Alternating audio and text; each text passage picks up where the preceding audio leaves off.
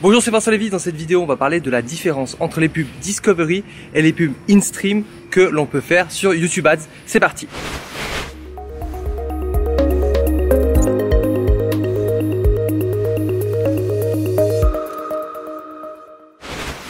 Bonjour, c'est Vincent Lévy, serial entrepreneur et consultant web marketing, et dans cette vidéo, on va parler de pub YouTube. Alors déjà, premièrement, la pub YouTube, si vous n'y êtes pas encore, je vous conseille clairement de le faire. Pourquoi? Parce que il faut savoir que 30% seulement environ de l'espace publicitaire de YouTube est vendu. Donc qu'est-ce que ça veut dire? Ça veut dire qu'il y a pas mal de place. Et quand il y a pas mal de place, eh bien, généralement, les plateformes sont un peu moins regardantes sur le contenu qu'on va publier, ça coûte moins cher, et donc du coup, il y a plus d'opportunités. Maintenant, honnêtement, c'est plutôt assez simple de paramétrer une campagne YouTube Ads. D'ailleurs, si ça vous intéresse, abonnez-vous à ma chaîne maintenant, parce que je vais faire une vidéo tout bientôt qui va vous expliquer un petit peu comment paramétrer ça.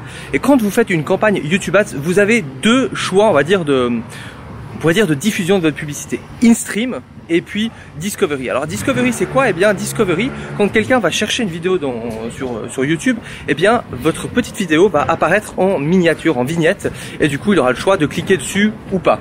Donc ça peut apparaître à différents endroits. Par exemple, ça peut apparaître directement après une recherche d'un mot-clé. Eh bien, vous avez la classique série de vidéos, et vous allez pouvoir cliquer sur une vidéo. Ça peut apparaître aussi quand vous cliquez sur une vidéo sur la petite colonne de droite.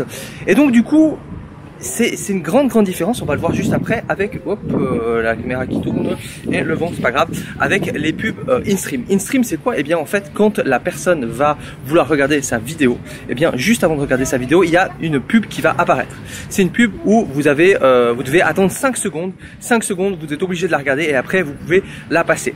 Donc déjà, c'est très différent. Pourquoi? Parce que là, eh bien, vous avez envie de voir un contenu, peu importe ce que c'est, et hop, il y a une pub qui vient avant. Comme un peu la télévision, hop, il y a des pubs. Donc déjà, les gens, ils sont un petit peu, on va dire, saoulés, enfin ils sont un peu plus énervés avec ce genre de pub. Contrairement finalement à Facebook, où Facebook, on passe sur le fil d'actualité, on voit une vidéo qui nous intéresse, même si c'est une pub, mais du coup c'est plutôt, entre guillemets, nous qui avons choisi cette pub, alors que InStream, elle nous apparaît comme ça devant. Ce qu'il faut savoir avec InStream, et ça c'est juste hallucinant, c'est que on ne paye que si les gens regardent plus de 30 secondes de votre publicité, ou alors s'ils cliquent directement sur le bouton d'appel à l'action. Donc ça, c'est quelque chose que très peu de gens sachent et savent. Et c'est juste incroyable, parce que du coup, vous allez pouvoir diffuser votre message, et si la personne passe après 5 secondes, ou même si elle regarde 15 secondes, mais qu'elle passe après autre chose, vous ne payez pas. Par contre, elle vous a vu. Donc au niveau du branding, c'est hyper intéressant. Mais là, c'est, on va dire, une sorte de pub forcée. Donc Discovery, c'est pour découvrir quelque chose. La personne va voir votre petite miniature, elle va cliquer dessus, c'est elle qui aura envie de le faire, alors que InStream, elle n'aura, entre guillemets, rien demandé. Donc vraiment deux choses complètement différentes. Maintenant, InStream, j'ai eu beaucoup plus de résultats sur InStream. On peut faire beaucoup plus de choses au niveau du ciblage, mais quelle est la grande différence? Eh bien, InStream, quand vous allez cliquer sur InStream, ça va partir quelque part. Ça va partir sur un site internet, ça va partir vers votre offre. Alors que Discovery, ça va partir où? Eh bien, ça va partir sur une vidéo YouTube. Et donc, ça va partir sur une vidéo YouTube, et cette vidéo YouTube, généralement, c'est une vidéo de contenu. C'est rare que quand on clique sur une vidéo, alors bien sûr, ça peut être du contenu déguisé, mais quand on voit donc du contenu Discovery et qu'on clique dessus, je vais essayer de voir au niveau de la lumière. Oh là là, ça déconne un petit peu. Voilà. Quand on clique sur une vidéo Discovery, généralement c'est pour voir du contenu. Alors vous pouvez faire du très bon contenu, du contenu de qualité, et à la fin du contenu avoir un appel à l'action. Mais on va dire que c'est déjà pas vraiment le même but. Alors que InStream, boum, ça apparaît directement la publicité. Bon, s'ils sont pas passés au bout de 5 secondes, généralement ils regardent encore un petit peu plus, et après ils passent à l'action, ils vont directement sur votre site internet. C'est beaucoup plus optimisé pour directement cliquer sur votre site internet.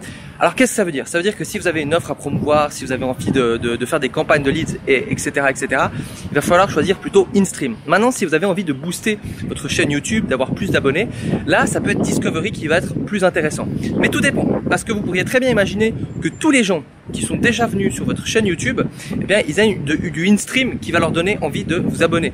Ou bien vous pourriez très bien aussi imaginer que tous les gens qui sont passés sur votre site internet mais qui n'ont pas encore vu votre chaîne YouTube, vous allez faire du InStream qui va leur demander de s'abonner. Donc pour s'abonner, on peut faire les deux. Maintenant, vraiment, si vous avez envie de booster une vidéo, vous sortez une vidéo, elle a 200 vues, vous dites voilà, j'aimerais la pousser. Là, c'est beaucoup plus Discovery que je vais vous recommander, et avec un bon ciblage Discovery, ben, vous allez pouvoir booster votre chaîne. C'est pour ça qu'il y a des gens, on se dit mais comment c'est possible qu'ils aillent 5000, 10 000 vues alors que le contenu il est peut-être pas forcément incroyable? Eh bien parce qu'ils ont mis de l'argent dans Discovery. Pour moi, c'est vraiment les deux grandes différences. Et en termes de rentabilité, clairement, j'ai vu une grosse différence avec InStream. Maintenant, il y a une stratégie, j'en parlerai un peu plus dans une autre vidéo, mais vous pouvez très bien imaginer que les gens vous découvrent avec du Discovery. Et une fois qu'ils ont cliqué, que vous ont découvert, ils sont pas forcément abonnés à votre chaîne, mais ils vous connaissent, ils ont vu votre visage. à partir de là, faire du in-stream. C'est-à-dire vous commencez avec du discovery pour vous faire découvrir avec du contenu 100% gratuit où il n'y a pas d'opt-in, il n'y a pas de vente. Et une fois qu'ils commencent à vous connaître, eh bien c'est là que vous allez vous dire ok, maintenant je peux commencer à leur faire de la pub. Et ça, c'est une stratégie que je trouve assez intéressante et il y a plusieurs manières de le faire et peut-être aussi que je vais faire une vidéo là-dessus.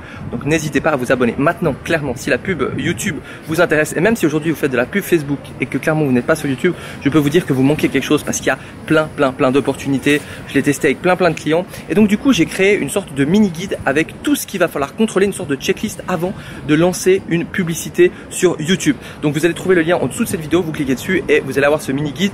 Il est rapide à lire et au moins il va vous donner voilà, tout ce qui est très important à regarder avant.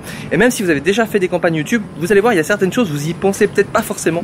Et du coup, grâce à cette checklist, ça va vous économiser du temps et potentiellement de l'argent. Parce que certains, ça paraît très facile à paramétrer YouTube. Et d'ailleurs, c'est plutôt, voilà, c'est plutôt facile. Mais si on fait des erreurs de paramétrage, ça peut nous coûter assez cher. Donc voilà, si vous voulez d'autres vidéos sur YouTube Ads, et je vais en faire d'autres, et pour ne pas les manquer, elles vont arriver tout bientôt, et bien abonnez-vous maintenant, cliquez sur la petite cloche. Et n'hésitez pas aussi à liker et à me poser des questions en commentaire par rapport à YouTube Ads si vous en avez. Voilà, c'était Vincent Lévy, ciao ciao.